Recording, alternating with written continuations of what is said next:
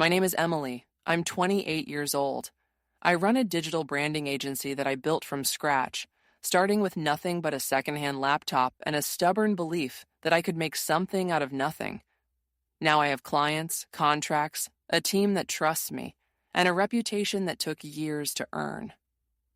I live alone in a small but sunlit apartment where the coffee always smells stronger than my doubts. I'm the kind of person who double-checks receipts, remembers birthdays, and answers emails at 2 a.m. because I don't like leaving things unfinished. But this story isn't about my business. It's about betrayal. Not the kind that comes from strangers or competitors. The kind that comes from the people who know your middle name, who've seen you cry over broken dreams, who've borrowed your clothes and your kindness so many times they stopped asking. This story starts with a phone call. It was a Thursday. I remember because I had just finished a pitch deck for a new client and was finally about to take a break. My phone rang. It was my mom. Her voice was soft, tired, like she'd been rehearsing what to say. "Emily," she said, "I need a favor. The doctors say I need surgery. Nothing life-threatening, but it's not optional either. The insurance hasn't kicked in yet, and I just need a little help covering the bills." I didn't hesitate. I never do when it comes to her. I told her I'd take care of it. I opened a new credit card that same evening. Small limit, just enough to cover prescriptions, hospital fees, and post-op care. I set up alerts for every transaction. I made sure the card was under my name, tightly controlled, and only used for medical expenses. I thought I was doing the right thing. I thought I was helping. I thought I was being a good daughter. 3 days later, I was scrolling through Instagram during a late-night break. That's when I saw it. A photo of my sister, Chloe, standing on a beach in Maui. She was holding a cocktail, wearing a designer swimsuit, and captioned it, "Finally living my best life, deserved blessed." I stared at the screen, not because she was on vacation, but because I knew she didn't have the money for it. She'd been complaining about rent just 2 weeks ago. She'd asked me to help her with her car payment, and now she was sipping Mai Tais in Hawaii? I messaged her. "Where did you get the money for this trip?" She replied with a smirk emoji and one sentence. "Thanks to your credit card. Don't worry, I only spent $100,000. I laughed, not because it was funny, but because it was absurd. "My card has a 100 limit. I typed back. "Did you even check the name?" That's when everything shifted. The next morning, my mom came over. She looked nervous, like she'd been caught in something but wasn't sure how deep it went. She reached into her purse and pulled out a gold credit card. My gold credit card. The one I thought I lost last month and hadn't had time to report. "I thought it was mine," she said, voice brittle like dry leaves. I stared at her. "It has my name on it." She blinked, didn't apologize, didn't even look guilty, just placed it on the table like it was a receipt from the grocery store. That night, I logged into the account. The balance, 13,921.88. Every charge was luxury resorts, flights, designer brands. I checked the IP addresses. Every transaction came from a beachside Airbnb in Maui. Chloe had been tagging herself in photos, geotags, and cocktails like she wanted me to find it, but she made one mistake. She thought the card was under my name. It wasn't. It was under my business. And she had just committed 5-figure fraud against a registered LLC with insurance and a lawyer on retainer. That was the moment everything changed. Not just the betrayal, but the realization that this wasn't a mistake. It was a choice. A deliberate, calculated choice to use my identity, my resources, and my trust like they were hers to take. I didn't cry.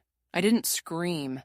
I just sat there, staring at the screen, feeling something inside me go quiet.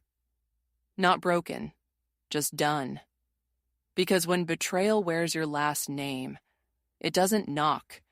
It walks in like it owns the place. And I was about to show her what happens when you steal from someone who built everything with her own hands. When my mom called that Thursday afternoon, I was in the middle of reviewing ad copy for a skincare brand. The irony wasn't lost on me. Selling youth while hearing the voice of the woman who raised me sound older than I'd ever heard it. "Emily," she said, her voice thin, like it had been stretched too far. "I need to talk to you about something important." I paused the campaign draft and leaned back in my chair. Okay, what's going on? She hesitated. That kind of silence that feels like someone is choosing their words not to protect you, but to protect themselves. The doctors say I need surgery, she finally said. It's not cosmetic and it's not an emergency, but it's necessary. Something with my spine. They said it's degenerative. I felt my stomach drop, not because of the diagnosis. I'd heard her complain about back pain for years, but because I knew what was coming next. The insurance hasn't kicked in yet. Medicare's dragging its feet. I just need a little help, just until things get sorted.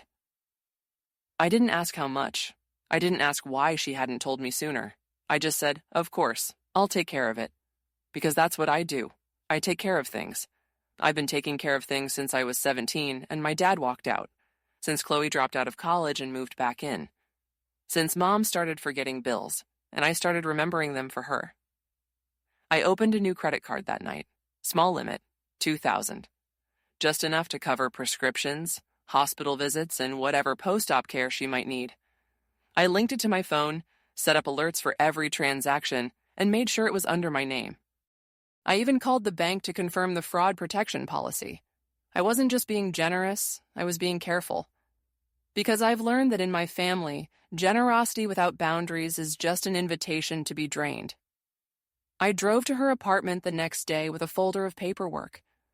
I explained how the card worked, what it was for and what it wasn't for. She nodded, smiled weakly, and said, "Thank you, sweetheart. I don't know what I'd do without you." I wanted to believe her. I wanted to believe that this time, it was different. That this time, the help I gave wouldn't be twisted into something else. That this time, I wouldn't regret it. But something in her eyes made me pause. Not guilt. Not gratitude. Something else. Like she was already hiding something. I brushed it off.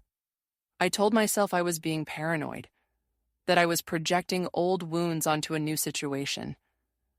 I went home, made tea, and tried to relax. But I couldn't shake the feeling that I'd just opened a door I wouldn't be able to close. 2 days later, I got a notification. A charge on the card. 78 Walgreens, pain medication. I exhaled. Okay, that's fine. That's what it's for. Then another charge. 42 physical therapy consultation. Still fine. Then silence. No more charges, no updates, no calls. I assumed she was resting. Recovering. I didn't want to hover. I didn't want to be that daughter who micromanaged her mother's pain. But then I saw the photos. Chloe. On a beach. In Maui. I blinked. Scrolled. Clicked.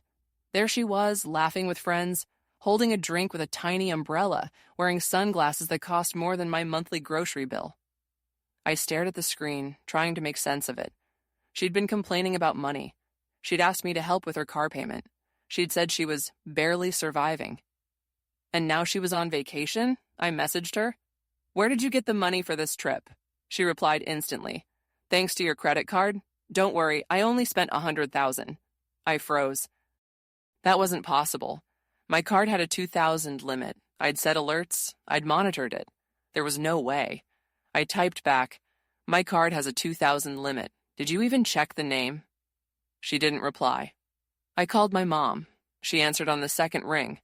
"Hey, honey. Did you give Chloe the card?"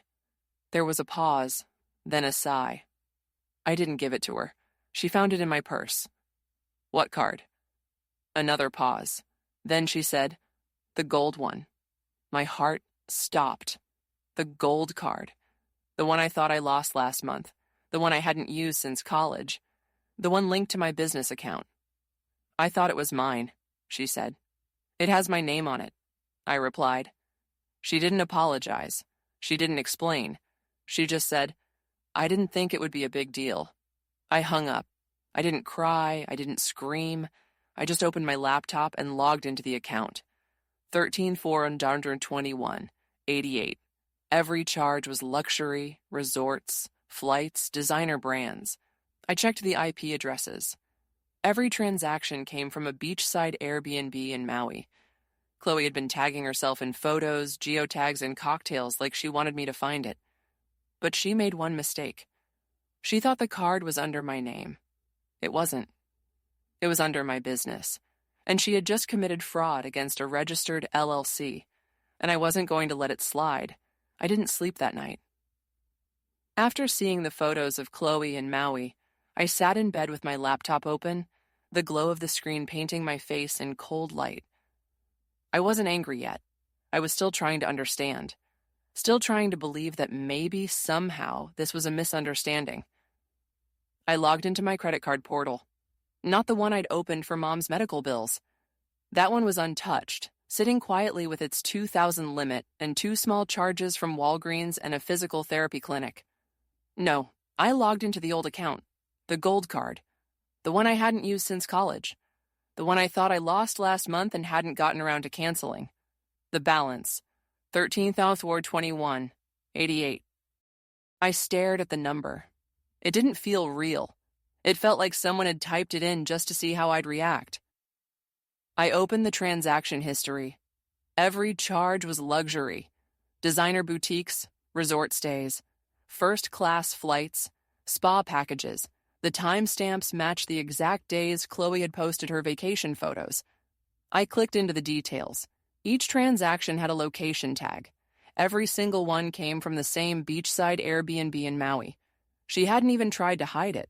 She'd used my card like it was hers. She'd posted about it like it was a gift from the universe. She'd smiled in every photo like she deserved it. And the worst part?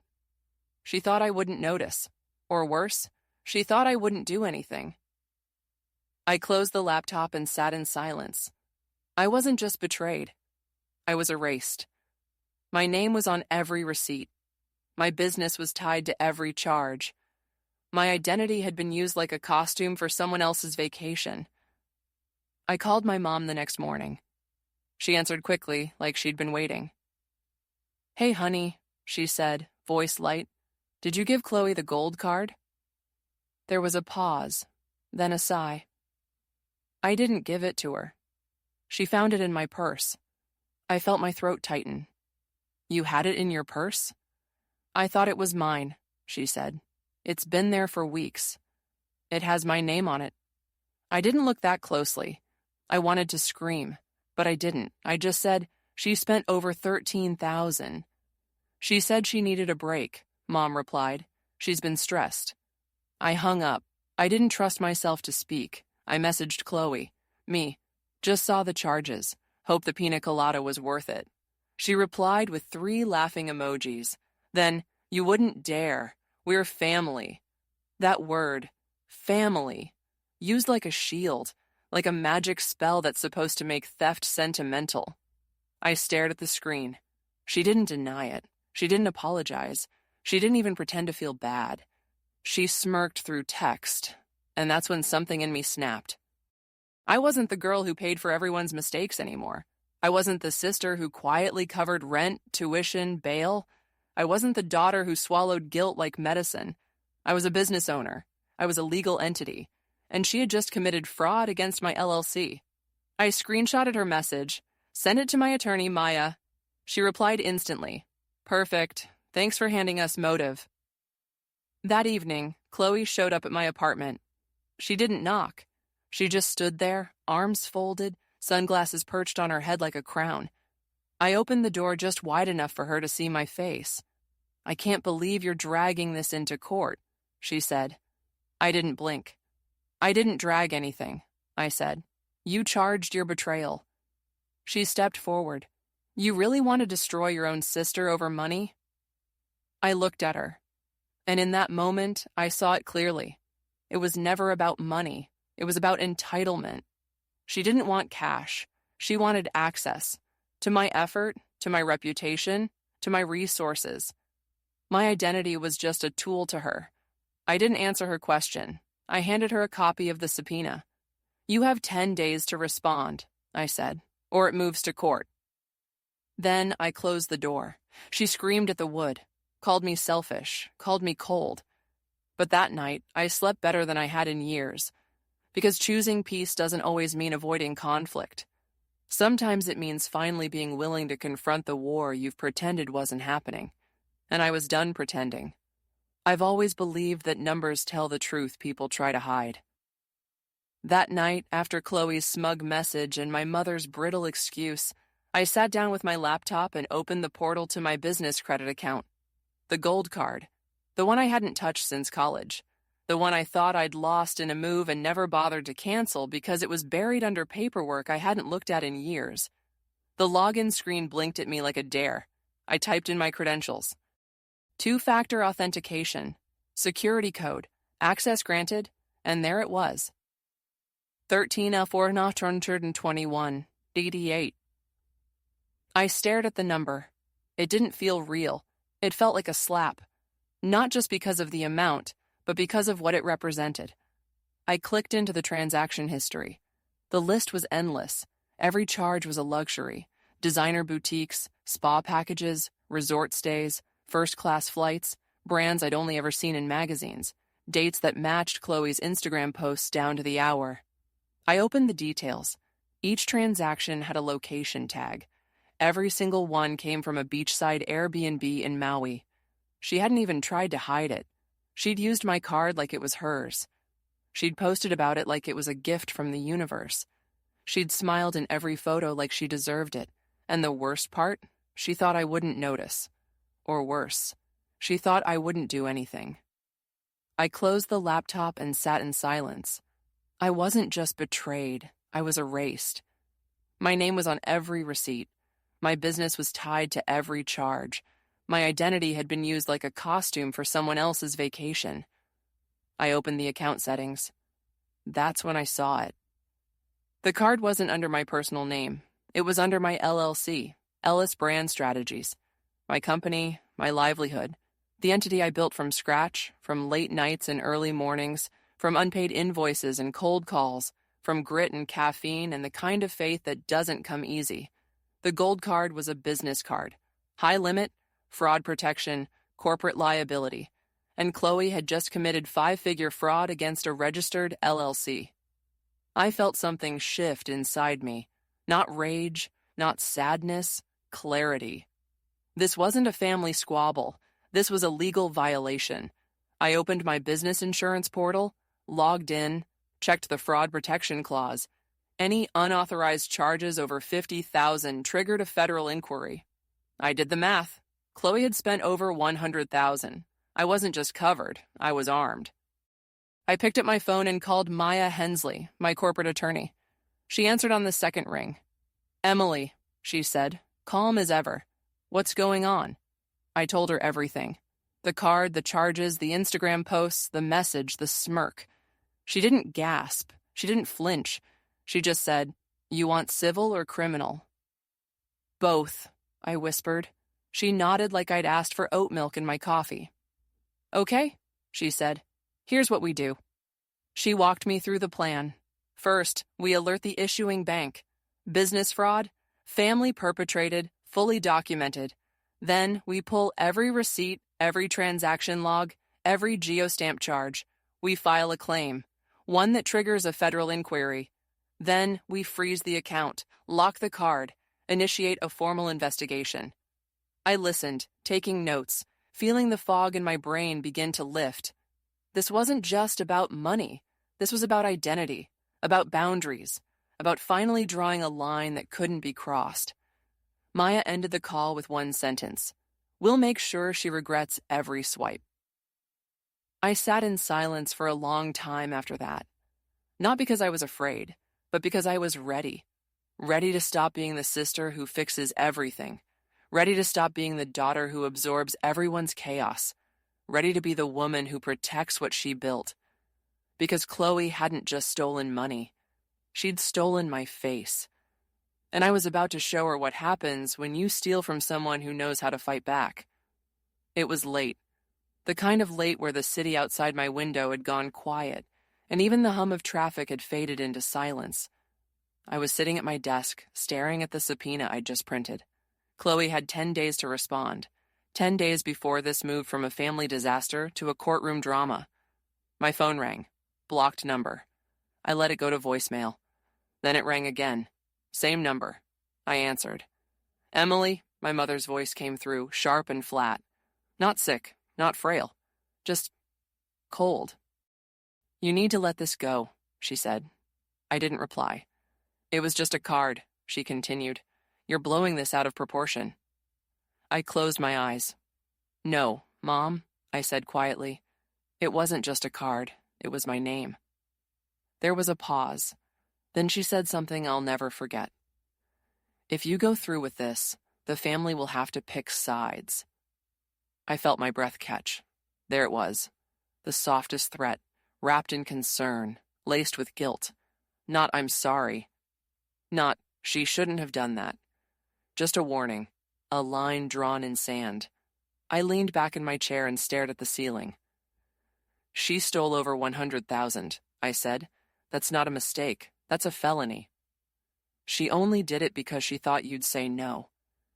I did say no, I whispered. She just didn't care. Another pause. Then she said, You know how Chloe is. She panicked. She didn't mean harm. I felt something inside me fracture. She didn't mean harm? I repeated. She used my business card. She impersonated me. She posted about it like it was a joke.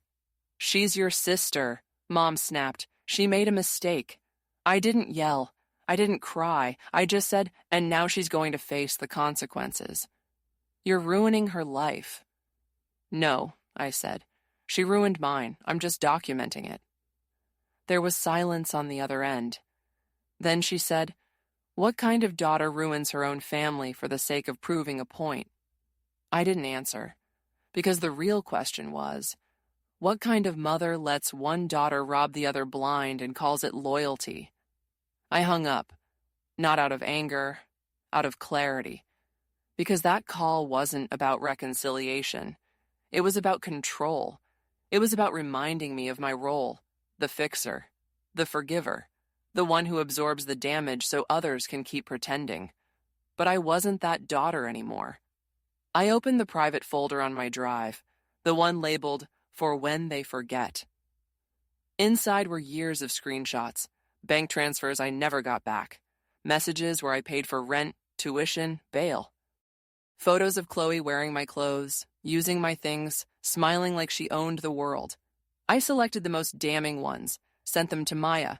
We attached them to the fraud case, built a timeline, a pattern, a history. This wasn't a single act. It was the latest chapter in a novel called Use Emily Until She Breaks. That evening, I posted one sentence on my business's Instagram. Sometimes, the only way to fix what's broken is to stop letting the people who shattered it hold the glue. The comments poured in. Support, confusion, curiosity. And then that night, someone egged my car, cracked the windshield. I filed the report. Then I ordered security cameras. The cracks spidered outward like the truth itself. Splintered. Visible, I didn't hesitate. After the call with my mother, after the cracked windshield, after the Instagram post that felt like taunts, I knew what I had to do. I picked up my phone and called Maya Hensley. Maya wasn't just my attorney.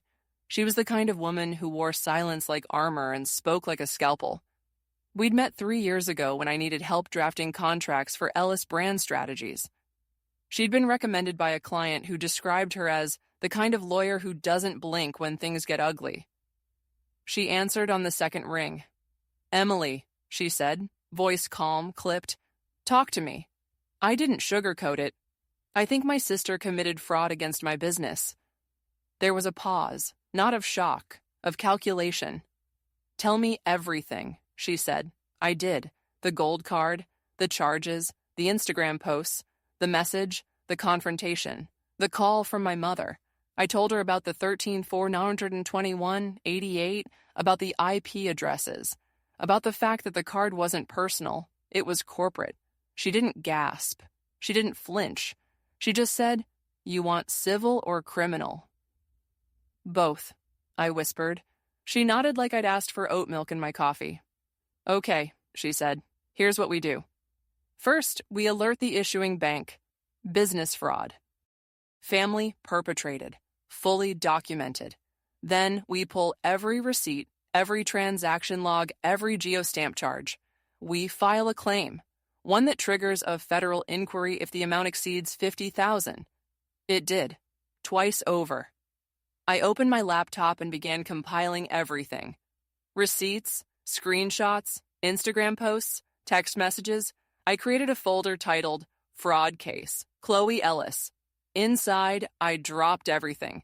The photo of her sipping a cocktail in Maui, the caption, Living My Best Life, the geotag that matched the Airbnb charge, the laughing emojis she sent when I confronted her, the message, You wouldn't dare.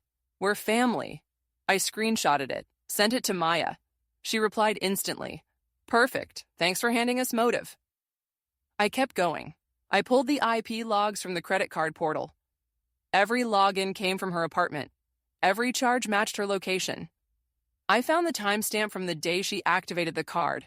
It matched a photo she posted of herself celebrating freedom. I added it to the folder. Then I opened another one. History of financial abuse. Inside, I dropped years of evidence. Bank transfers I never got back. Venmo receipts for rent, tuition, bail. Messages where she guilted me into paying for things she couldn't afford. Photos of her wearing my clothes, using my things, smiling like she owned the world. I labeled each file, dated them, created a timeline. This wasn't a single act. It was a pattern, a history of entitlement, a legacy of manipulation. I sent the folder to Maya. She replied, This is airtight. We'll file the fraud packet Monday. I exhaled, not because it was over, but because it had finally begun. That night, I sat at my desk and stared at the screen. I wasn't just building a case. I was reclaiming my name, my business, my boundaries, my peace. Because Chloe hadn't just stolen money. She'd stolen trust. And I was done letting her get away with it. I stared at the screen for a long time before I typed anything. It wasn't that I didn't know what to say. It was that I knew exactly what I wanted to say, and I wanted every word to land like a stone skipping across the surface of her delusion. I opened my messages, found Chloe's name. The last thread was from 2 weeks ago.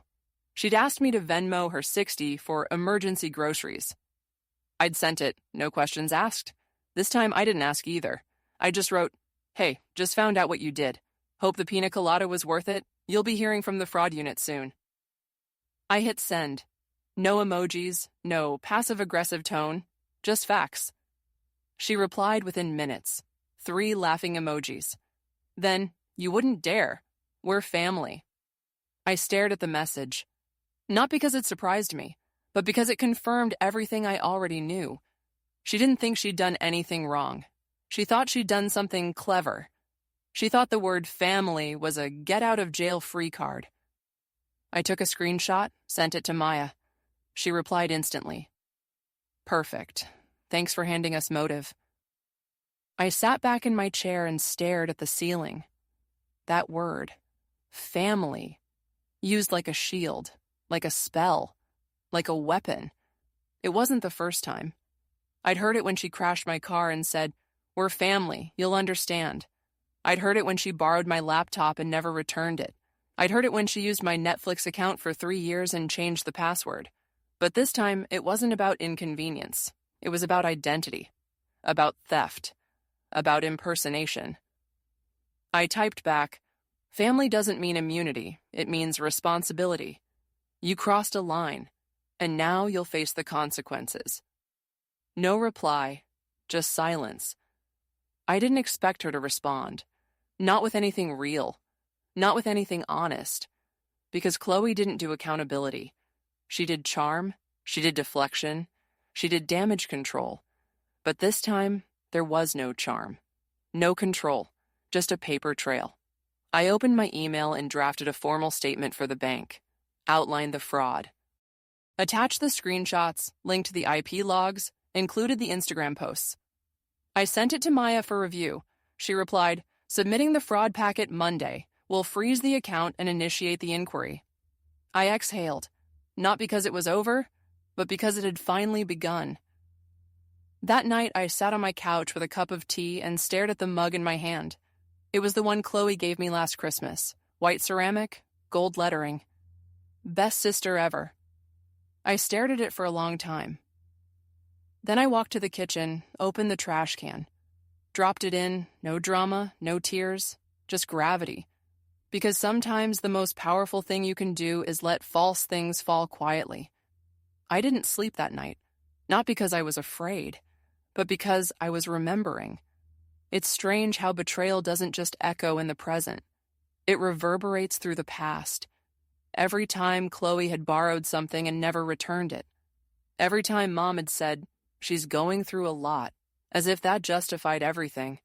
Every time I'd swallowed my anger and called it compassion. I opened my laptop, clicked into my cloud drive, scrolled past client folders, campaign drafts, invoices.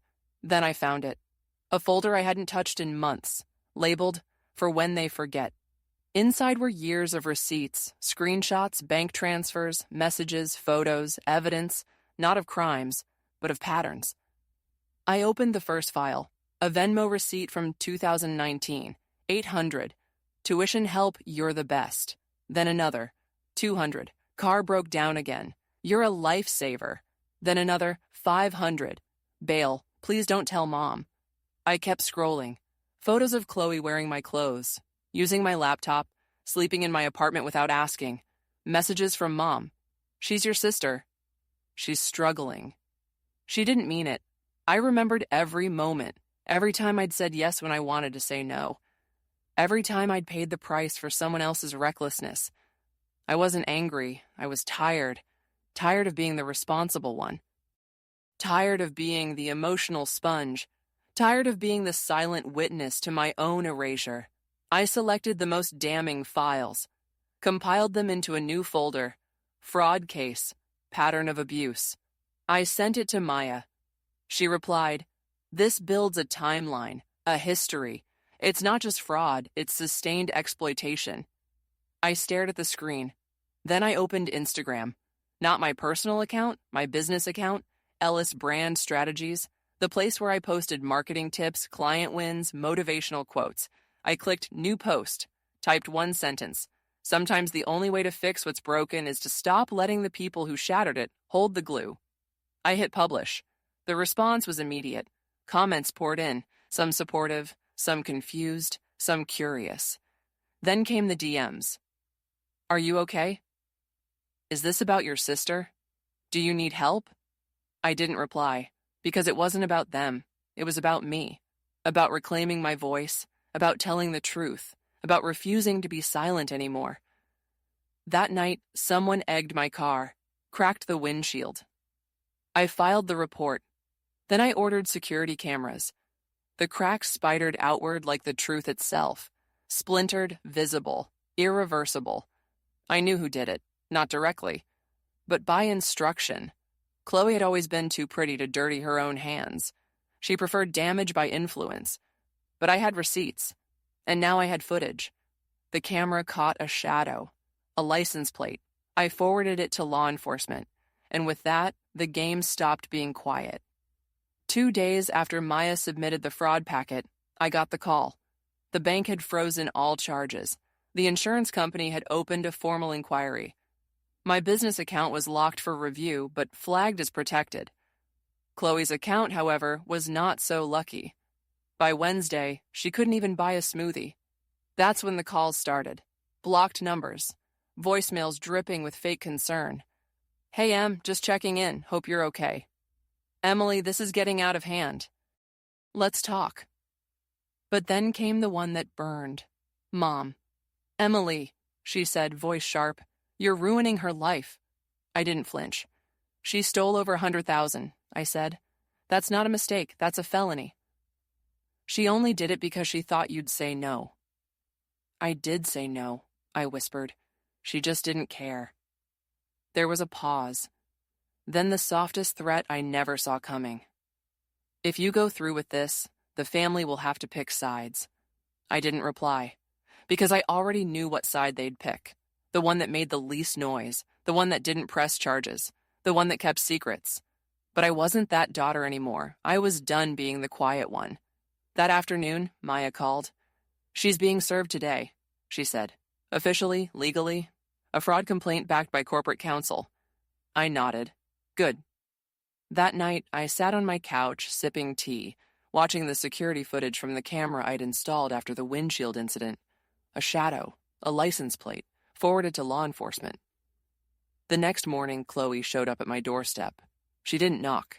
She just stood there, arms folded, sunglasses perched on her head like armor, designer bag slung over her shoulder like a trophy. I opened the door just wide enough for her to see my face. "I can't believe you dragged this into court," she said. I didn't blink. "I didn't drag anything," I said. "You charged your betrayal." She stepped forward. "You really want to destroy your own sister over money?" I looked at her, and in that moment I saw it clearly. It was never about money. It was about entitlement. She didn't want cash. She wanted access to my effort, to my reputation, to my resources. My identity was just a tool to her. I didn't answer her question. I handed her a copy of the subpoena. "You have 10 days to respond," I said, "or it moves to court." Then I closed the door.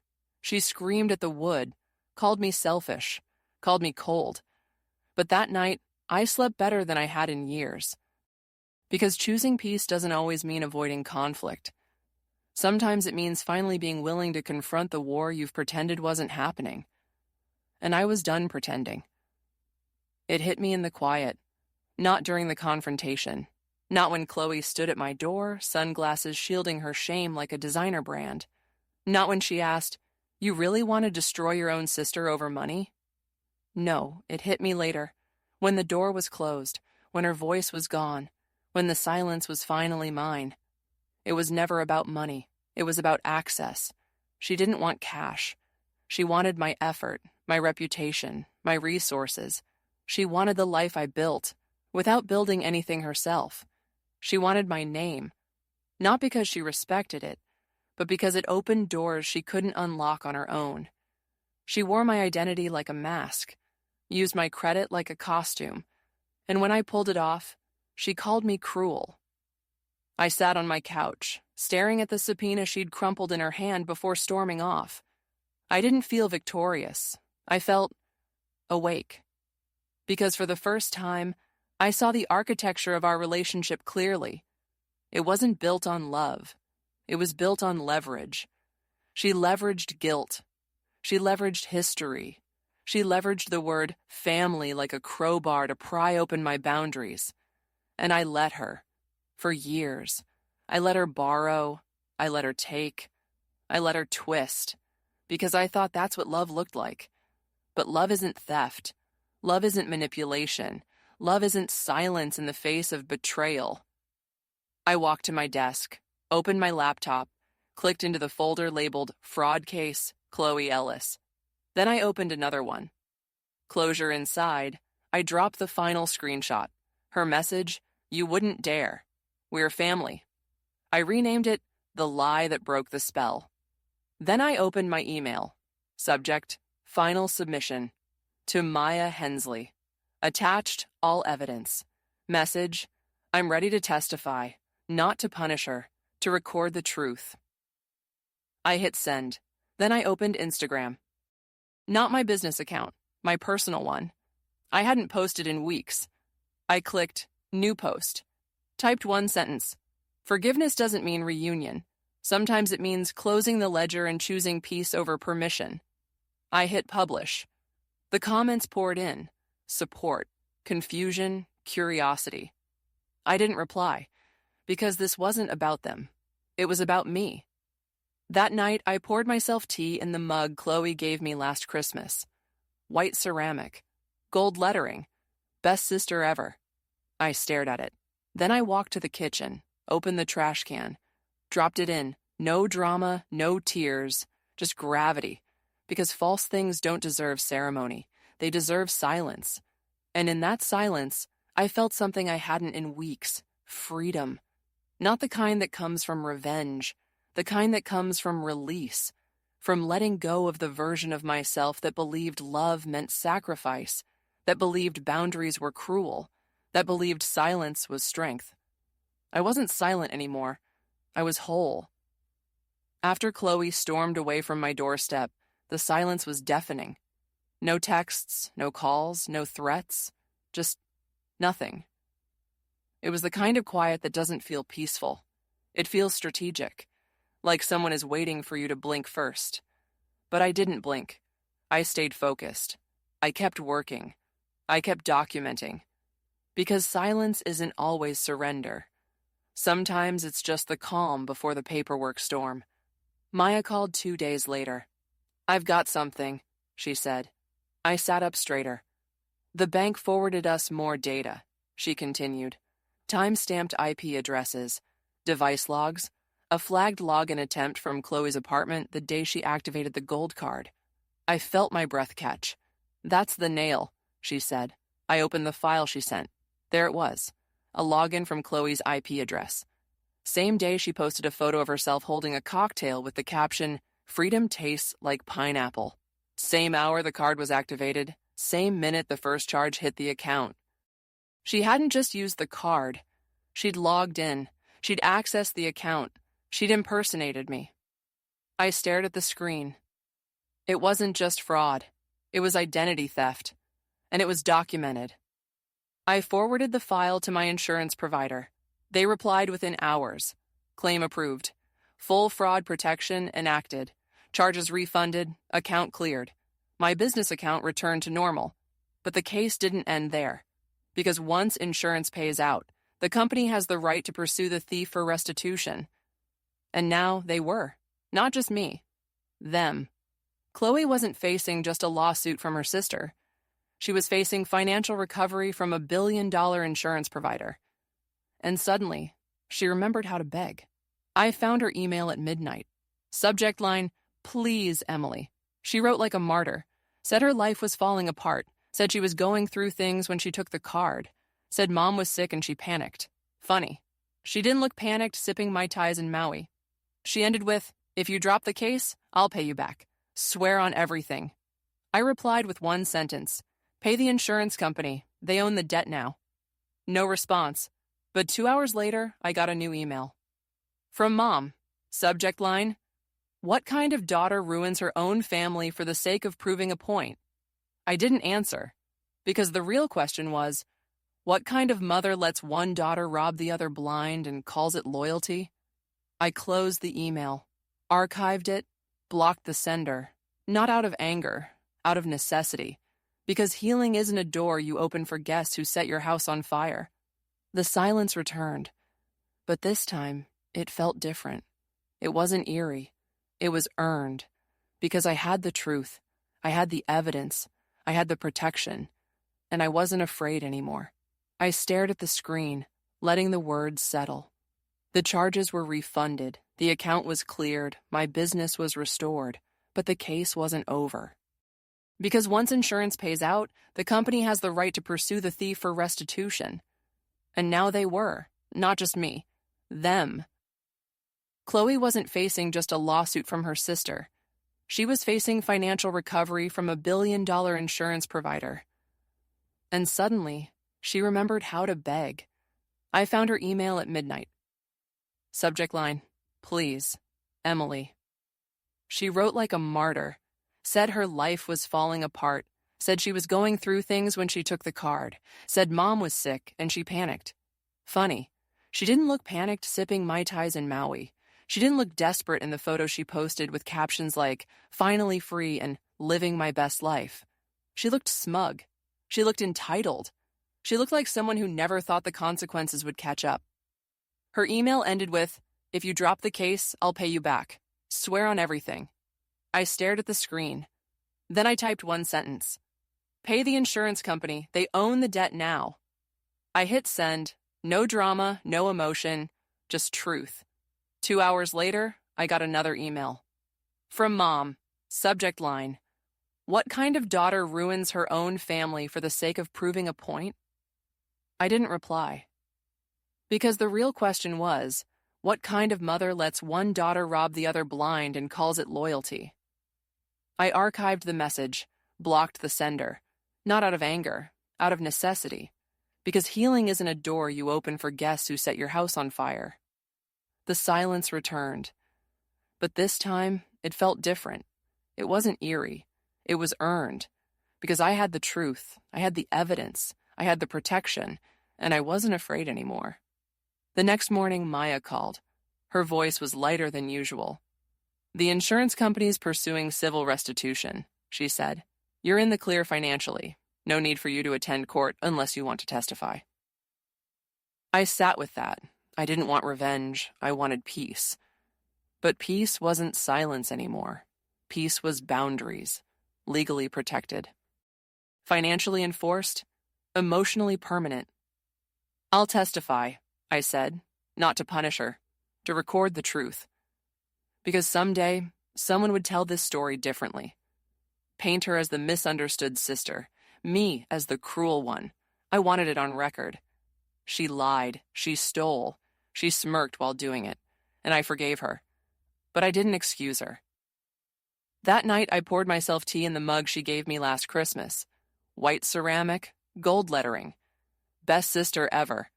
I dropped it in the trash. Didn't slam it, didn't cry. Just let it fall quietly, the way all false things should. And in that silence, I felt something I hadn't in weeks. Freedom. After I sent Chloe that final message, "Pay the insurance company. They own the debt now." I didn't expect a reply, and I didn't get one. But 2 hours later, my inbox lit up again. This time, it was from Mom. Subject line: "What kind of daughter ruins her own family for the sake of proving a point?" I stared at it. Not because I was surprised, but because I knew this was coming. The pivot, the guilt, the attempt to rewrite the narrative. I opened the email. It was long, emotional, crafted like a speech at a family reunion. She wrote about Chloe's struggles, about how hard things had been, about how I was always the strong one, and how sometimes strong people forget to be gentle. She said Chloe had made a mistake, that she was just trying to breathe, that I should understand what it's like to feel desperate. She said I was tearing the family apart, that I was choosing pride over love, that I was better than this. I didn't reply, because the real question wasn't what kind of daughter ruins her family. It was, what kind of mother lets one daughter rob the other blind and calls it loyalty? I sat with that for a long time. Then I opened my archive folder, scrolled past the fraud case, past the screenshots, past the receipts. I found a photo, me, age 17, standing in front of a check cashing place, holding a receipt for $800, the first time I paid Mom's rent. I remembered that day. She'd cried, said I was her rock, said she didn't know what she'd do without me. I believed her. I believed that being the responsible one meant being loved. But now I saw it clearly. Being responsible had made me useful, not valued, not protected, just convenient. I closed the photo, opened my email, typed a new message. Subject, Re. What kind of daughter? Message, what kind of daughter protects her family for years, pays their bills, covers their mistakes, and still gets called cruel for finally saying, enough? I'm not ruining the family. I'm refusing to be ruined by it. I didn't send it, because she wouldn't understand. Not really. She'd read it like a challenge, like a betrayal. She wouldn't see the years of quiet sacrifice. She'd only see the moment I stopped. So I archived the draft, blocked her email, not out of anger, out of necessity, because healing isn't a door you leave cracked open for guilt to slip through. It's a lock, a boundary, a choice. That night, I sat on my balcony with a blanket wrapped around my shoulders and a cup of tea in my hands. The city was quiet. My phone was silent. And for the first time in weeks, I didn't feel like I owed anyone an explanation. I wasn't the villain. I wasn't the destroyer. I was the survivor. And survival doesn't always look like forgiveness. Sometimes it looks like silence. Sometimes it looks like distance. Sometimes it looks like peace. And peace, I was learning, doesn't ask for permission.